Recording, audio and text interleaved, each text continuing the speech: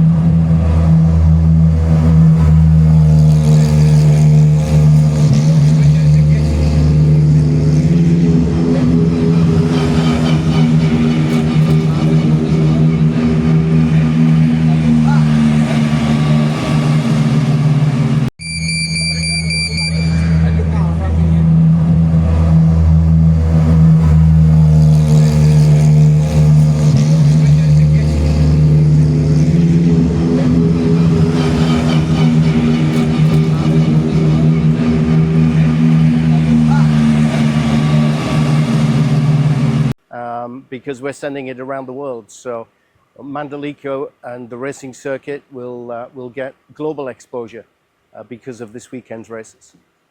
Well, GT racing is already incredibly popular across Southeast Asia, so it's fantastic to bring it to Indonesia and to Mandalika specifically. We have a full grid all season for the Asia calendar, so we will be bringing over 30 cars to Mandalika.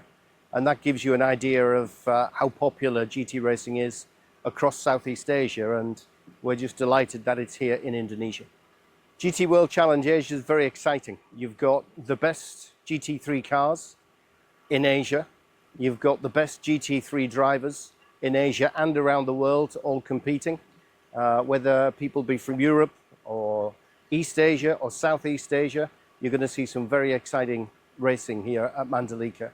And let's hope Mandalika becomes a permanent fixture on the calendar each year.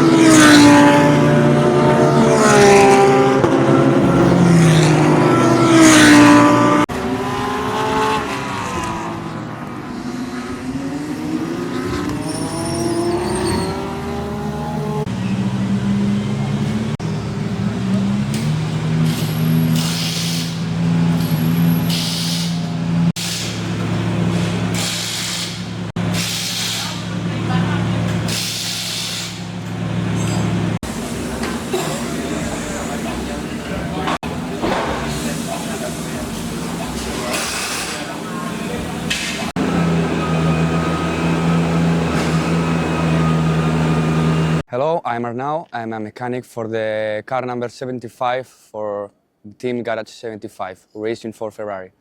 It's been a bit complicated because with the weather you don't really know if it's gonna rain or not, so you have to be taking a look always on the track conditions, but you have to find the setup that can be more or less working with both conditions. So yeah, about the heat, it's a bit tricky because everything is heating up: engine, brakes, and tires.